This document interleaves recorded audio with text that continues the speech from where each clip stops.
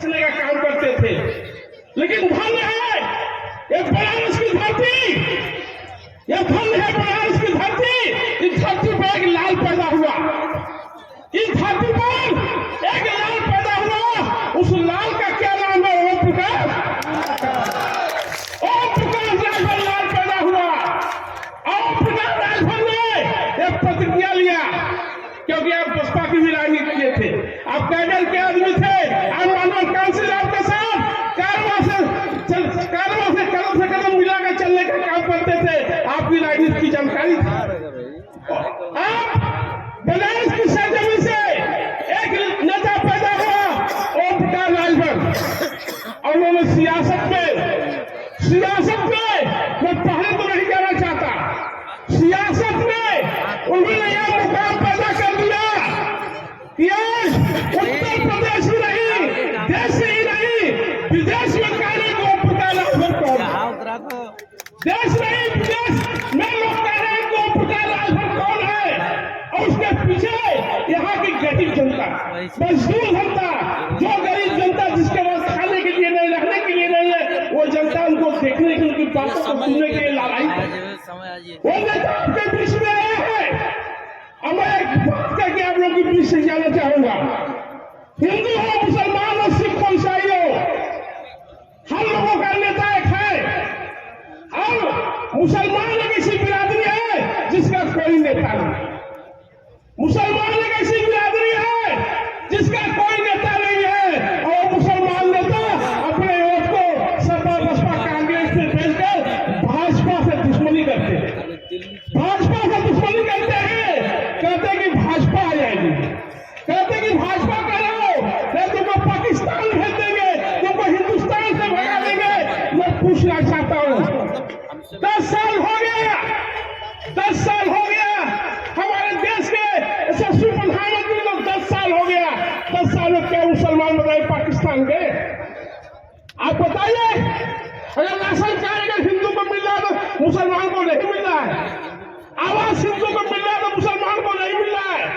कौन ऐसी चीज है जो मोदी जी अलग कर रहे हैं, हिंदू का या मुसलमान का है? जब मोदी जी हिंदू मुसलमान अलग नहीं कर रहे हैं, एक बनारस की जनता, एक बनारस के लोगों, चुनाव के वक्त आप भी हिंदू मुसलमान मत करिए, आप किसी की बात को मत सुनिए, आपको एक ही बात सुनना है जो सबकी बात करता हो, जो सबकी बात करता है, जो सबको लेकर चलने का काम करता है, हम उसको देंगे, हम उसको देंगे, हमें ही अपनी बात को करना है। हमारे बनारस संसद से नरेंद्र मोदी जी ये तीसरी बार चुनाव लड़ रहे हैं, और तीसरी बार चुनाव लड़ रहे हैं और जीत भी रहे हैं, वो जीत भी रहे हैं, ऐसी कोई बात नहीं है, वो जीत नहीं रहे हैं। लेकिन मैं आपको एक कहना चाहता हूं, इस बार इतना और जिता दीजिए, इस बार इतना और जिता दीजिए कि बीसीजी लंदन में कहे कि बाल बनारस की जनता, वहां के लोगों ने न हिंदू देखा न मुसलमान देखा, वहां के लोगों ने नरेंद्र मोदी देखा, वहां के लोगों ने आज नरेंद्र मोदी देखा, और मोदी को उन्होंने वोट देकर यहाँ पे विजयी बनाने का काम किया। कुछ करके उछाले ऐसे मैं भाषा भी बहुत दबा देता हूँ, आप सभी लोग जानते हैं, मैं 1 फुटा 2 फुटा भी बोल लेता हूँ, लेकिन मैं रमजान का महीना है, रमजान का महीना है, मैं इस बार रोजा हूँ। यहाँ पर तो मुसलमान भाई आए हैं, काफी मुसलमान भाई आज सुने हैं कि पार्टी ज्वाइन की है। निश्चित तौर पर नेता एक है, अगर नेता की बात करें तो वास्तव में ओम प्रकाश जी एक नेता है, और उस नेता के अंदर आपको कहीं बुराई नहीं मिलेगी, अच्छाई मिलेगी, तो कदम से कदम मिलाकर चलने का काम करिए। और आखिरी में एक बात कहना चाहता हूँ, बस यही अपराध मैं हर बार करता हूँ, बस यही अपराध मैं हर बार करता हूँ, आदमी हूँ आदमी से प्यार करता हूँ, आदमी हूँ आदमी से प्यार करता हूँ। तो आप लोग शांतिपूर्वक शांति से कार्यक्रम को देखिए, और नेताजी जब तक आप नहीं मिलेंगे तब तक नेताजी आपके बीच से नहीं आएंगे। जय हिंद, जय भारत, खुदा हाफिज।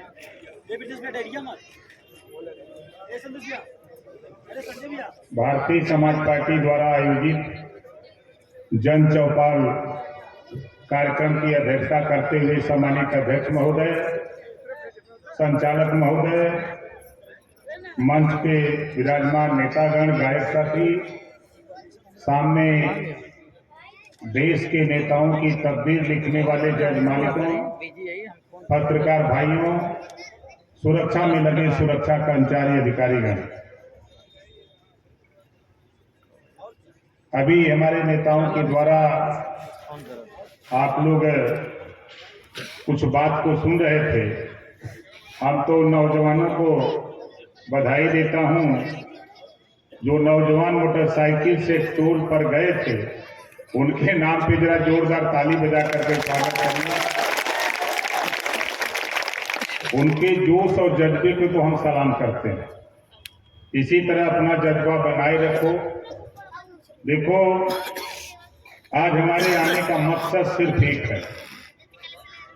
आपने देखा होगा जब अभी आजमगढ़ की धरती पर हमारे देश के प्रधानमंत्री माननीय नरेंद्र मोदी जी आए थे, तो मंच पे जब अभिवादन उन्होंने सभी लोगों से किया, तो सबसे ज्यादा अगर वार्ता किसी नेता से किया तो आपके नेता ओम प्रकाश राजभर से बात किया। अभी आपने देखा, परसों मैं मेरठ में था, एनडीए की पहली रैली मेरठ में थी। वहां भी प्रधानमंत्री जी ने कहा कि सभी लोगों को रहना है, वहां मैं गया था।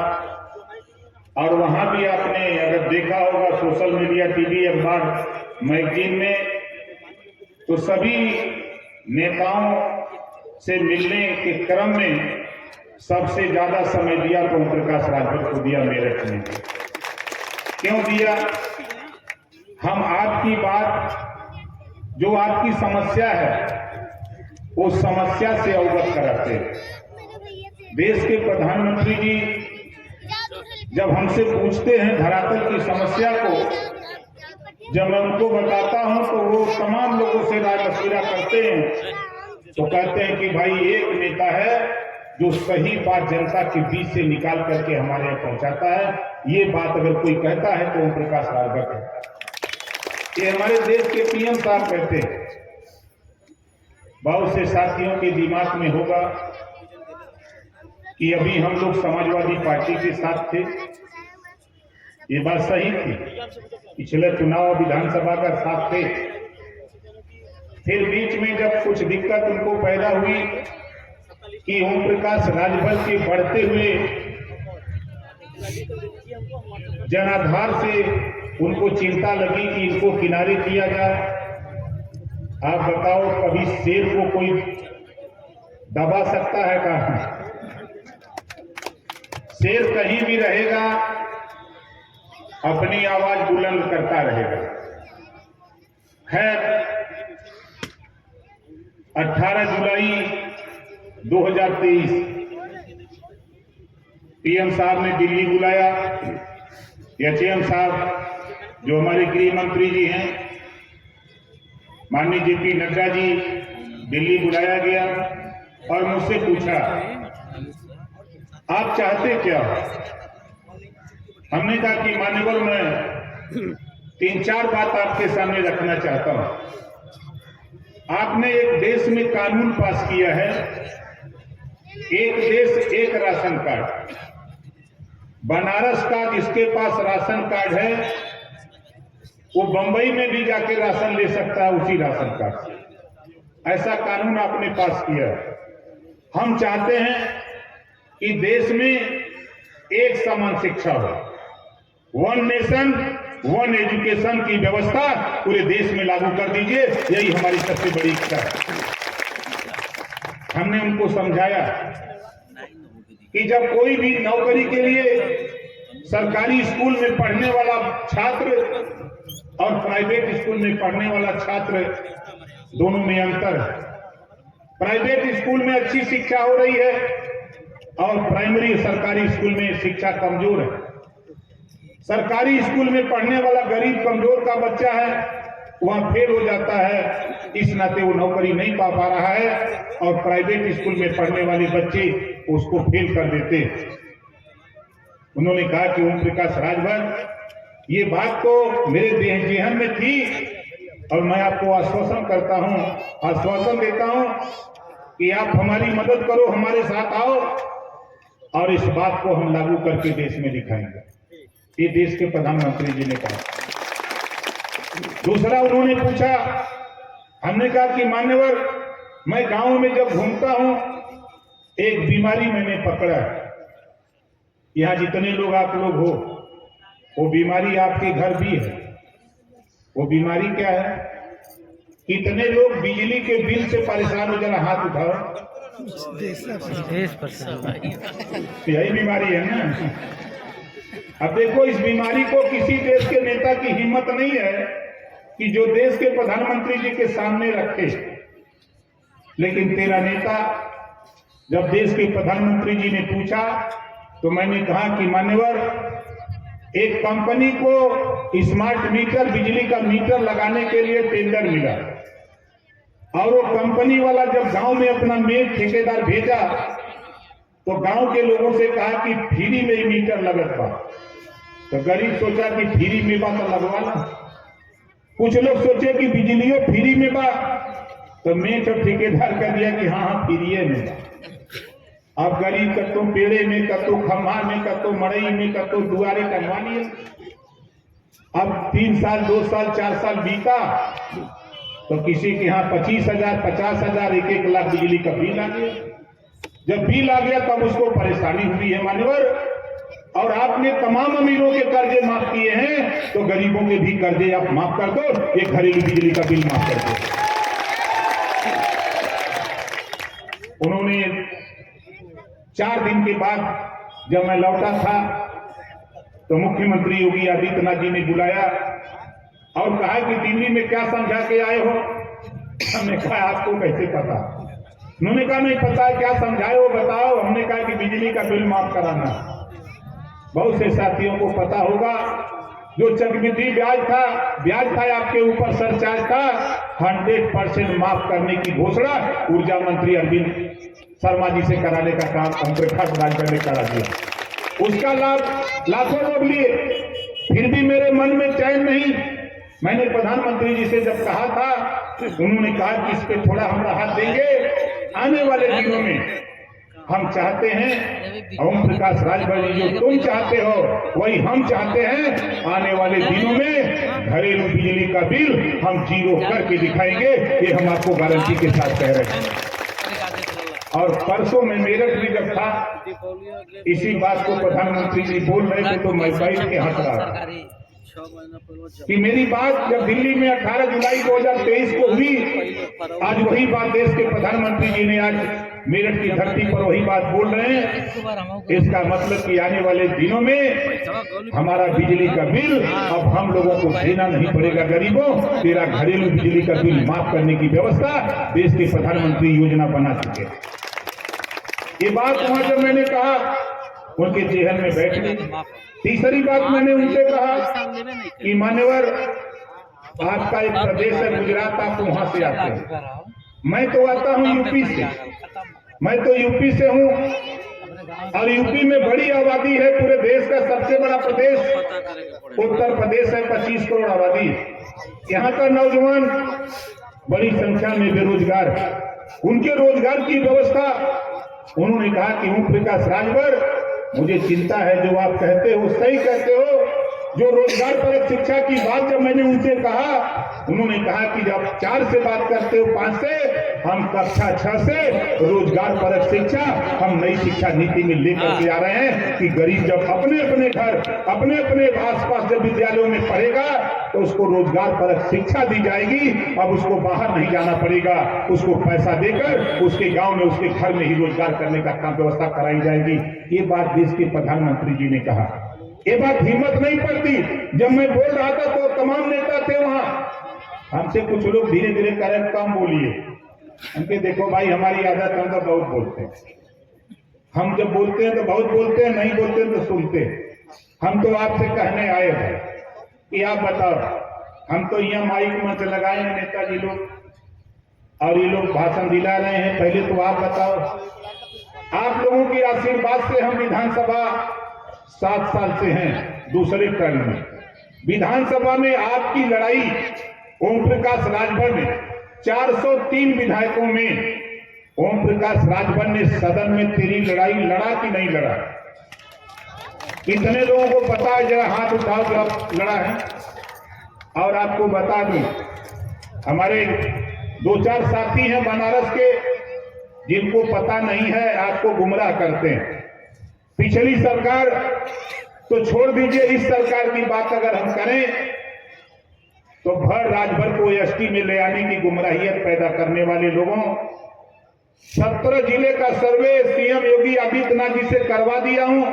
100 संस्थान में फाइल गई है, और ये तेरी बात एसटी में शामिल करने की देश के गृह मंत्री और प्रधानमंत्री के सामने रखा हूं। यहां जनता के बीच में नहीं बोलता। वहां भी तेरी आवाज बना दिया हूं, वहां भी बता दिया हूं। उन्होंने कहा है कि हम भी फोन किया है सीएम साहब ने, हमारे गृह मंत्री जी ने फोन किया सीएम साहब को कि देखो ये राजभर का मामला, इसको जल्दी भिजवाओ। दुर्भाग्य हुआ, काम चालू हुआ 100 संस्थान, और पूरा नहीं हुआ, तब तक साथी आचार संहिता लग गई। और मेरी कोशिश है, आप बताओ, सदन में अगर ओम प्रकाश राजभर अंदर नहीं होता तो बताओ क्या सर्वे होता? क्या सर्वे होता?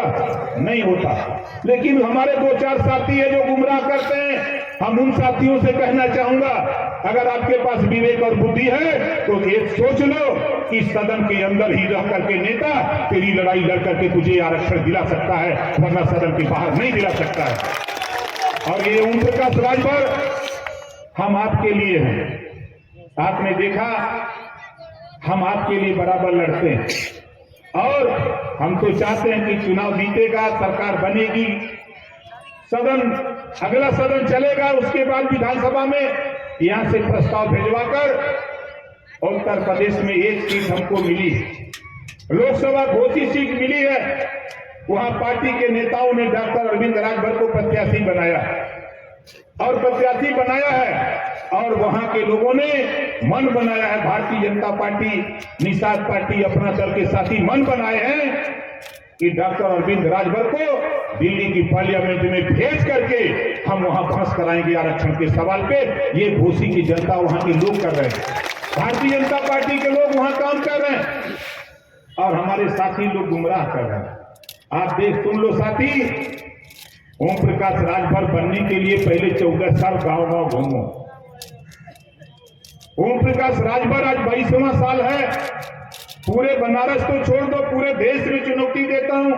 कोई माइक लाल नहीं कह सकता कि ओम प्रकाश राजभर किसी से खाने की दलाली किया हो, किसी से 1500 रुपया पार्टी चलाने के लिए मांगा हो। ओम प्रकाश राजभर पैसा तो लेता है, हम तो 2 लाइन का दोहा बना के लेते हैं।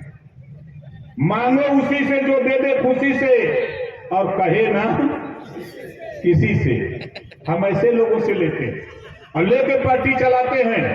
आज साथियों आप सोच लो, प्रदेश को छोड़ दो, भारतीय समाज पार्टी को आज देश की राजनीति में लाके खड़ा कर दिया। बोलो सही बात है कि गलत है? बहुत नेता राजनीति किए, लेकिन आज अगर कोई टेलीविजन पर अगर कोई डिबेट बैठता है, जब तक राजभर जी का नाम नहीं आता है तब तक डिबेट भी सफल नहीं होता। ये हाल है। कोई अखबार उठा के देखो, मैगजीन देखो, भारत को छोड़ो, दुनिया की समाचार agency British broadcasting corporation of London, जिसको आप बीबीसी लंदन कहते हो, वहां से समाचार प्रकाशित होता, पूरी दुनिया को बता रहा है। आज चाहे पाकिस्तान हो, चीन हो, रूस हो, जापान हो, अमेरिका हो, जो अच्छी मैगजीनें छपती हैं, जो विदेशों में जाती हैं, उन मैगजीनों में तेरे नेता की खबर, तेरे नेता की विचारधारा पूरे देश में फैल रही है। उन समाचार छप रहे हैं, वहां छप रहे हैं समाचार, और लोग जब पढ़ते हैं तो जो हमारे भारत के साथी विदेशों में हैं, वो फोन करते हैं कि नेताजी आपकी खबर आज छपी है, आज फला मैगजीन में छपी है, आज फला अखबार में छपा है। लोग वहां से हमको व्हाट्सएप करते हैं, तो मुझे लगता है कि हम लोग सही दिशा की तरफ चल रहे हैं, हम लोग सही दिशा की तरफ चल रहे हैं। और आज वो आपको गारंटी के साथ कह रहा हूं साथी कि ओम प्रकाश राजभर कोई माई कलाल धरती पर खरीद नहीं सकता, ये नोट कर लेना, कोई नहीं खरीद सकता। एक उदाहरण मैं आपको दूं, अभी जब दिल्ली में सीट बंटवारे की 2 मार्च को बात हो रही थी तो मैं 3 सीट मांग रहा था। तो ये हुआ कि गृह मंत्री जी ने कहा कि भाई 3 आप ले लोगे तो सब लोग मांगने लगेंगे, एक काम करो कि कुछ कम करो। तो कम करते करते 1 सीट मिली लोकसभा की घोसी। तो हमने सोचा कि अब दाव एक और लगा लें। हमने कहा कि नहीं लोकसभा दे सकते हो तो 2 MLC दे दो भैया। तो उन्होंने कहा कि फिर गड़बड़ कर रहे हो, 2 मत मांगो, 1 का ही मांगो। 1 दे दिया। मैं नहीं जानता था कि MLC की इतनी बड़ी कीमत होती है। पूर्व मुख्यमंत्री के बेटे तमाम उद्योगपति उस MLC सीट को खरीदने के लिए हमारे यहाँ लाइन लगा लिए। ओम प्रकाश राजभर ने एक शब्द कहा, एक लाइन, यहाँ बिकाऊ माल नहीं है, जहां बिकता है जाके खरीदो। ओम प्रकाश राजभर के यहाँ बिकने वाला काम नहीं। और साथ ही आपको बता दूं, भिक्षेलाल राजभर जो मोटरसाइकिल से चल करके पार्टी के संगठन को उत्तर प्रदेश नहीं बल्कि पूर्वांचल के विभिन्न जनपदों में जाके बात को आगे बढ़ाया, ऐसे नौजवान माननीय भिक्षेलाल राजभर को जब माननीय मुख्यमंत्री जी के सामने जब मैंने पेश किया, ये हमारा उम्मीदवार होगा, तो मुख्यमंत्री ने पीठ ठोक करके कहा कि जैसा सुनता था ओम प्रकाश राजभर वैसा शेर तुम हो, अपनी पार्टी के नेता को ले आए हो। बधाई देता हूं आपको कि आपने दुनिया को एहसास करा दिया। ये स्थिति साथियों हम आपसे कहना चाहते कि ओम प्रकाश राजभर आज इधर जो आया, आपको आश्चर्य होगा, पीएमओ दफ्तर से फोन आया, वहां से मुझे बताया गया कि प्रधानमंत्री जी का निर्देश है कि 1 और 2 तारीख को आप जाओ बनारस। हमने पूछा काम बता दो, कहा वहां जाकर के थोड़ा घूमे आओ। हमके घूमने तो हम नहीं जाएंगे। उन्होंने कहा कि थोड़ी 2-4 सभा कर दो, खबर तो दे दो, अपने शेरों को जगा दो, तेरे पास बहुत शेर है और वो शेर जग जाएगा तो फिर उसको कोई सुला नहीं सकता है और ये शेर जग करके मोदी जी को प्रधानमंत्री बनाने का काम करेगा। फिर मैंने यहाँ के नेताओं से बात की कि भाई देखो ऐसा उधर से निर्देश है और आप लोग 2-4 कार्यक्रम लगा लो। तो कल साथी 4 कार्यक्रम लगा था, आज भी कार्यक्रम अभी हम लोग करके आ रहे हैं, उसके पहले करते हुए अभी भी आगे कार्यक्रम है। तो हम तो आज एक मकसद लेके आए हैं। हम इस बार अभी कल मैं अकली बाजार में भाषण दे रहा था और वहां हमको अंदाजे सैकड़ों मुस्लिम भाई जुटे थे। हमने कहा कि देखो भाई, यहां बनारस में कांग्रेस को तो जीतना नहीं है, आप बताओ कांग्रेस जीतेगी क्या? यहां जोर से बोलो, नहीं जीतेगी। बसपा जीतेगी? नहीं जीतेगी। फिर लड़ाई कहां है? लड़ाई कहीं नहीं है और ये कद सत्य है। इस बार हमने मन बनाया है, हमारे आने का मकसद, कल मैंने मुसलमान भाइयों से भी कहा कि देखो हमको जब विभाग मिला, पहले जब मंत्री नहीं बने थे तब तमाम विरोधी हमको, हमारे नेताओं को, हमारे वोटरों को कहते थे अब तो हर नेता खत्म, अभी कुछ न कर पाए। पत्रकार भाई भी परेशान थे कि क्या भाई नेताजी कब मंत्री बनेंगे। जब मंत्री पद की शपथ ले लिया तब विरोधी कहे कि अभी शपथ तो ले ले, विभाग बढ़िया न मिली। अब जब विभाग बढ़िया मिल गया, पंचायती राज, जब पंचायती राज की विभाग मिला तो पूरे 75 जिले के प्रधानों में खुशी की लहर दौड़ गई कि अब एक मजबूत नेता के हाथ में पंचायत राज विभाग गया हुआ है, अब हम लोग भी मजबूती से मंत्री से मिल करके अपना कल्याण करा सकते हैं और जनता का विकास कर सकते हैं। ऐसा संदेश हमारे प्रधान जिला पंचायत, क्षेत्र पंचायत के बीच में गया। दूसरा विभाग मिला अल्पसंख्यक कल्याण, वक्फ बोर्ड और हज विभाग। तब विरोधी के लोग क्या कहने लगे, ये तो बड़ा विभाग पा गया, लेकिन चला न पाई। अब चला न पाई, अब वो लोग के क्या पता बा। ओम प्रकाश राजभर अभी विरोधी को पता नहीं, हम जिस महाराजा सुहेलदेव जी के वंशज हैं, विरोधी में किसी की औकात नहीं, किसी नेता की, जो हमारे महाराजा सुहेलदेव जी ने 40 किलो की तलवार चलाया है, 40 किलो की। अब विरोधी से तो उठबे न करिए, आज विरोधियों से तो उठेगी नहीं वो तलवार 40 किलो की। ये क्या मुकाबला करोगे? ये ओम प्रकाश राजभर है। पूरे देश की राजनीति में अगर चर्चा है तो सबसे ज्यादा चर्चा भारतीय समाज पार्टी ओम प्रकाश राजभर की चर्चा है। बोलो सही कह रहा हूं गलत कह रहा हूं? क्यों चर्चा है? हम लोग एकदम ठोक के बोलते हैं, जैसे नहीं कहते हैं कि भाई एकदम।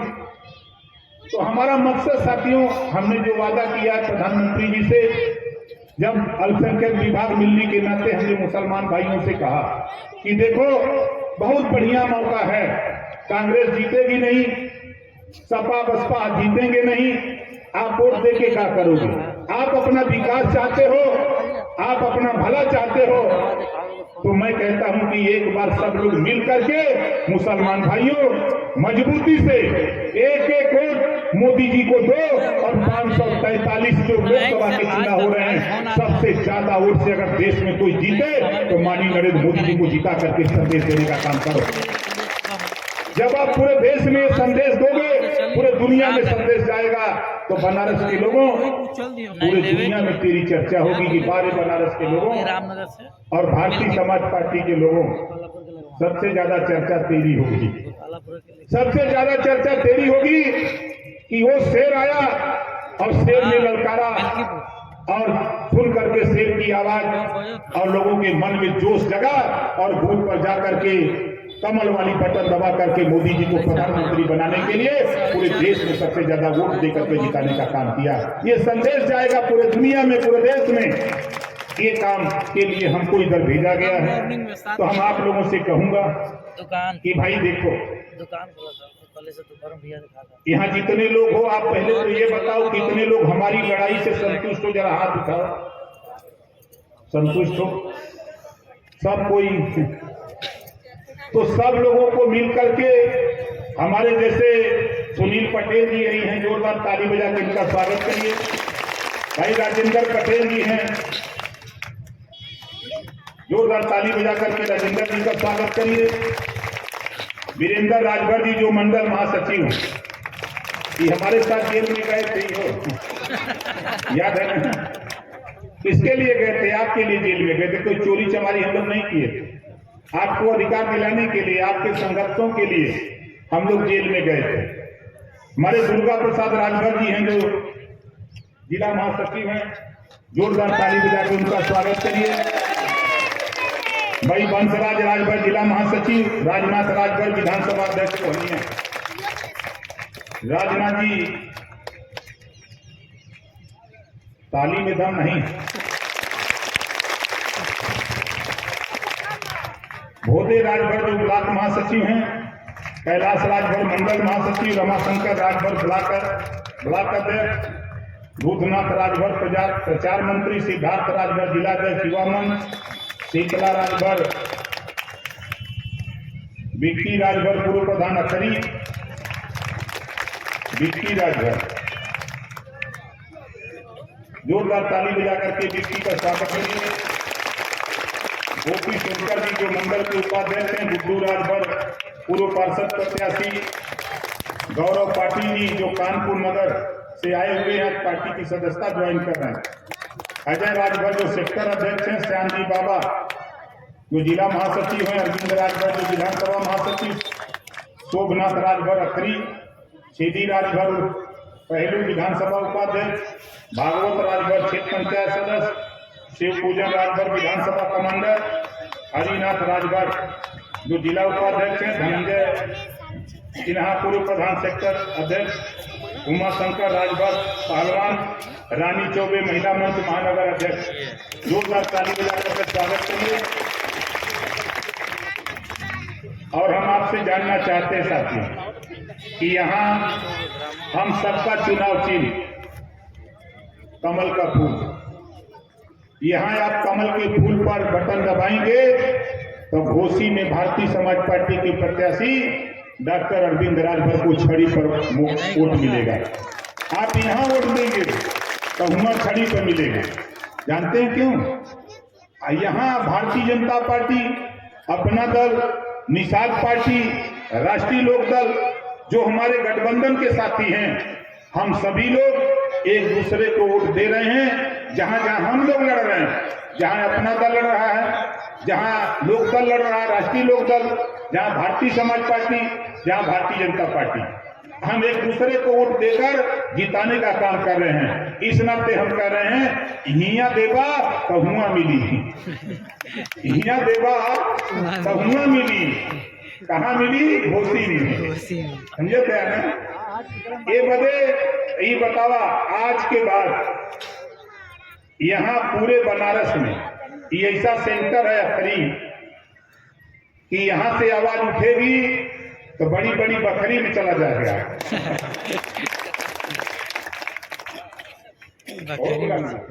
चल जाएगी। तो अखरी के साथ ही इस इलाके में जब मैं पहले आता था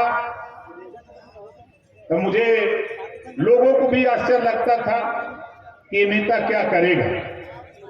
लेकिन साथियों, आपको बता दूं, धैर्य रखो, दिन प्रतिदिन हम लोग आगे बढ़ रहे हैं। मैंने कहा था कि 2024 में महाराजा सुहेलदेव जी का साफा दिल्ली की पंचायत में पहुंचा के मानूंगा, और वो दिन अब आ गया है और पहुंचाने जा रहा हूं।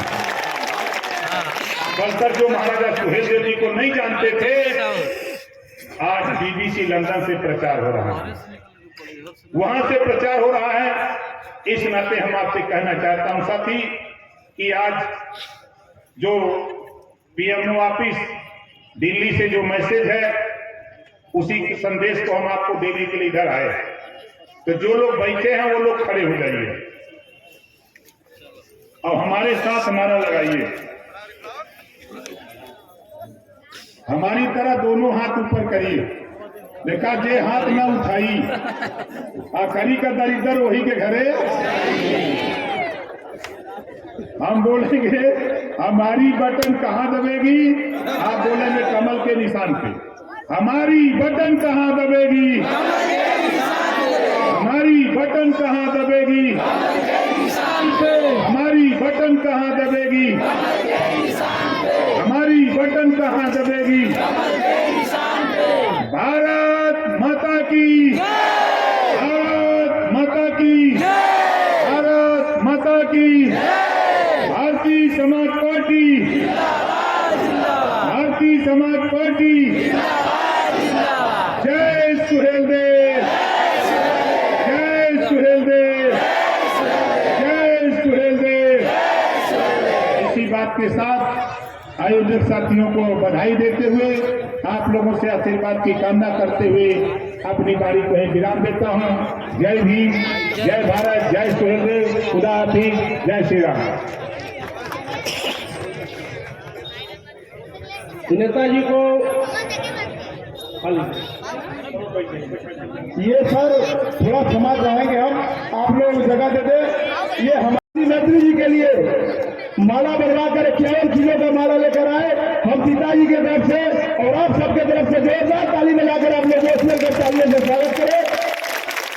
अपना जिंदाबाद, जिंदाबाद। ये हम चाहेंगे कि आप लोग थोड़ी जगह दे। ये पिताजी है जो माला बनवा कर और जो पिताजी की आवाज बनकर पूर्वांचल के विभिन्न जनपदों में चला करते हैं। ये आप मानी जी के साथ, ये पिताजी की देन है और साथ मानी जी की देन है। ये 51 किलो का माला, और इसकी कीमत, इस माले की कीमत 1 रुपए नहीं है, मगर इस माले की कीमत लाखों रुपए है मित्रों। इस नाते जोरदार ताली बजाकर आप लोग स्वागत करें। और हम चाहेंगे कि कुछ समस्याएं हैं, आप लोग हमारे सिक्योरिटी के साथी हैं, हम मानी जी समस्याओं को भी सुनने का काम करेंगे। थोड़ी आप लोग जगह दे दे। कुछ साथी लगभग 1-1.5 घंटे 3 घंटे से इंतजार कर रहे थे, समस्या उनकी है। आप लोग आगे से बिल्कुल हो जाए।